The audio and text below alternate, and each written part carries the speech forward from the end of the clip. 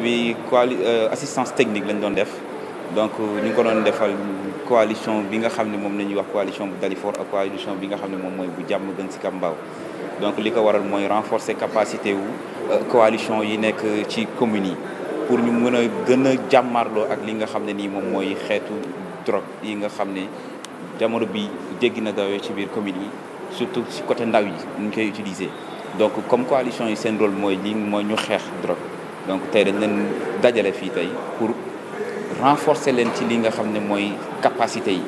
mooy assistance technique yi parce que tey boo xoolee ñu ngi doon yëngu ci li nga xam moom moo nekk cadre logique ak modèle logique donc loolu nekk ay stratégie yoo xam ne nii vraiment day jàppale coalition yi ngir ñu mën a gën a xeex li nga xam ne mooy drogue ci biir quartier yi ak communes yi. doon def ak ay américains donc ñoom aussi am benn structure bu ñuy wax 4K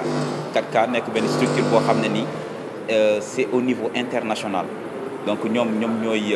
former ñi nga xam ne ñoom ñooy formateurs yi nga xam ne ñoom ñoo fi nekk tey ko boo jëlee comme ku mel ni Ablaye Diouf donc ñoom lay liggéeyal maanaam donc structure la boo xam ne c'est au niveau international ñoom li ñuy yëngu mooy ci wàllu xeex drogue donc ñoom ñooy dem ci pays yi yu mel ni Sénégal donc xool dajale nit yi en coalition jàppale leen pour ñu mun a dem seeni quartier ñoom aussi xeex li nga xam ne moom mooy drogue. ay amélioration parce que xam nga loo gis rek surtout lu jëm ci wàllu xeex yu mel ne ay drogue dafay baax ngay am ay stratégie yu bees man tey centre bi ma nekk Sopi Djiko dañuy xeex drogue comme centre Jacques Chirac mais xeex bi ñu ko doon xeex ak xeex bii ñii ñu jàngal dafa uute parce que bii du nekk benn nit du bekk benn organisation communauté lumb lay nekk tey boo jëlee sama commune Diamaguène Sicap Mbao ñëpp la ñu boole délégué de quartier yi bàjjenu gox yi imam yi jeunes yi étudiants yi képp koo xam ne acteur nga chauffeurs yi commerçant yi donc bépp secteur boo xamante ne yaa ngi ci askan bi rek boole nañ la ci donc ñuy commencé nag ay formation comme nit ñu formé ñun noonu la ñuy jëlee secteur yëpp di leen former ba ñu xam jafe-jafe bi su ko defee ñu ànd ak ñoom dem ci askan wi xool lan mooy jafe-jafe par exemple tey ñu ni boo ñëwee Sam-Sam xale yi dañuy jëfandikoo yàmbaa lu bëree bëri ñun duñ yem ci loolu dañuy dem gëstu jikko mooy li ñuy wax dem uti ay données def li ñuy wax diagnostic communautaire su ko defee ci la ñuy mën a am benn modèle logique def suñu plan d'action su ko defee xeex bi du nekk ñun kese du nekk maire bi kese mais askan bi yëpp ñooy ànd lëkkaloo ci aussi ak police parce que ci secteurs yi la ñu bokk gendarmerie ak ñi nga xam ne ñoom ñoo yor wàllu paj gi donc stratégie bii daal ak coalition communautaire yi je pense que mooy pexe bi nga xamante ne yaakaar nañ ne ñun suñ ci taxawee dinañu mën a am ay résultats donc li ñu fi jëlee tey li ñuy wax prochaine étape yi mooy bu ñu delloo dañu amoon lu ñuy wax ay cadre logique ak ay plan d'action dañ koy tàngalaat parce que ñëpp xam nañ ne ak feebar bi mu ñëwee ba tey kenn mënul def dara donc suñ ko tàngalaatee yeesal ko su ko defee dañu war a ñëwaat fii le 16 ci beneen formation mais balaa boobu war nañ wàccaat ci terrain bi dajalewaat acteurs yi parce que drogue moom xeexam du jeex foog naa ne yéen bu dee caaro yi ngeen dëkk sax centre bii moo leen mag te gis ngeen ba tey caaro yi drogue mënu fi jóge coalition yi programme la boo xamante ne dafa jóge États-Unis ñi nekk di implanter li ñuy wax ay coalition communautaire pourquoi coalition mooy dañu bëgg a dajale acteurs communautaires yëpp yi nga xamante ne ñoo nekk dans la société dans la communauté pour mën leen a boole fi mu ne nii tey jii dañ leen les autorités communales ci lañ bokk le maire la police la gendarmerie pourquoi pas les délégués de quartier pourquoi pas les imams les prêtres le corps enseignant le corps soignant le corps comment dire encore médical ñëpp 13 secteurs la ñu yoo xamante ne dañ leen identifier nga xamante ne bu ñu leen tënkee rek dañuy daal di doon toute la commune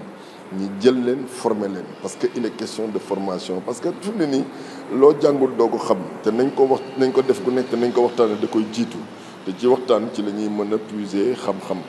ci loolu lañ ne ñu commencé di def ay coalition communautaire anti-drogue tey ñi ngi fii ëllëg ñi ngi feneen man mi maa jiite aussi coalition bu HLM mais HLM dem nañ ba nga xamante ne dañoo former imam yi former prêtre yi former étudiants yi dem nañ ba nga xamante ne ci biir jumaa yi ñi ngi saluer aussi la mémoire de Amadou Amine Sarr mi nga xamante ne moo gaañu barki dem bu doon président des imams bu HLM mais moom daf ñu doon jàppale dañ daan jékki-jékki ñëw wax ko mais après formation imam yëpp dañ doon waxtaane drogue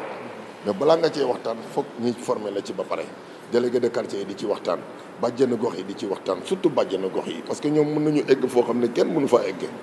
donc c'est des formations yoo xamante ne pour former les leaders à comprendre exactement lan mooy drogue ak lan la mën a yàq bu ko defee nga mën cee waxtaane loolu moo waraloon tey suñu teewaay. diggante drogue ak santé mentale maanaam diggante tàggoog sago ak diggante drogue dafa am un lien très profond parce que boo xoolee tey jii prison yi li ëpp li ci fa nekk boo ko xaymaa ci foofu rek parce que li ëpp ci li ca nekk ci prison yi ñoom ñëpp seen problème c'est lié à la drogue kon boo xoolee aussi ñi nga xam ne dañoo tàggoog seen sago ñi ci ëpp c'est lié à la drogue ñi ci ëpp je dis bien parce que xam nañ ci ay kii fi mu ne nii boo xoolee statistiques yi nga xamante ne am nañ ko on est confronté à presque 3000 à 4000 malades mentaux errants ñoo xamante ne dañoo tàggoog seen sago di wër ci mbedd mi à travers le Sénégal waxuma nag ñi nga xamante ne ñu ngi ci biir kër yi ñu téye leen ñi nekk ci mbedd mi te ñu gis leen rek laa wax donc gis nga ne y a urgence de vraiment aussi prendre ces problématiques là à cœur et puis dooma xool ay solutions de toute façon ñun ñi ngi ciy waxtaan ñi ngi ciy seet ak ministère de la santé ñu reposant réseau des organisations pour la promotion de la santé mentale ñi ngi seet naka la ñuy def pour le retrait définitif des malades mentaux errants ñu ngi ciy waxtaan aussi ak ONG yi ñu ngi ciy waxtaan ak suñu points focaux yi nga xamante ne ils sont un peu partout dans toutes les régions du Sénégal. xam rek ñàkk xam parce que tey jii man damay wax ne en général ñi utiliser drogue ñu ci bari dañuy faqastalu wala ñi bëmax leen ci wala boog ñu doon bëgg xam ne naa ko mos tey suba ma bàyyi ko waaye dañoo xamut ne boo ko xasee ba mos dootoo ko bàyyi bu subaa moom moo lay yebal da ngay dem ba dafay mel ni yow nekkuloo loolu la gone yi naan sikk boo siigee da ngay wuti drogue bi par force léeg-léeg di nga gis koo xamante ne drogue bi da koy yóbbu ci agression wala nu muy commencé mooy ci biir kër gi mu commencé di jëlantu di jël lu nit teg mu jël ko parce que nag du ko tey il faut nit ñi comprendre loolu parce que drogue fi mu ne nii boo xoolee di OMS Organisation mondiale de la santé ak Sénégal ak tous les pays yi nga xamante ne ils sont membres de l'OMS ils sont unanimes que nangu nañ ne aujourd'hui problème mu drogue dootul problème mu délinquance mais problème mu santé publique la ñu koy def ñu ci ëpp dañoo feebar on les considère comme des malades te nit ko feebar nag kenn du ko yóbbu kaso ba da nga koy jéem a yóbbu hôpital faji ko parce que gars yi yaakaar nañ ne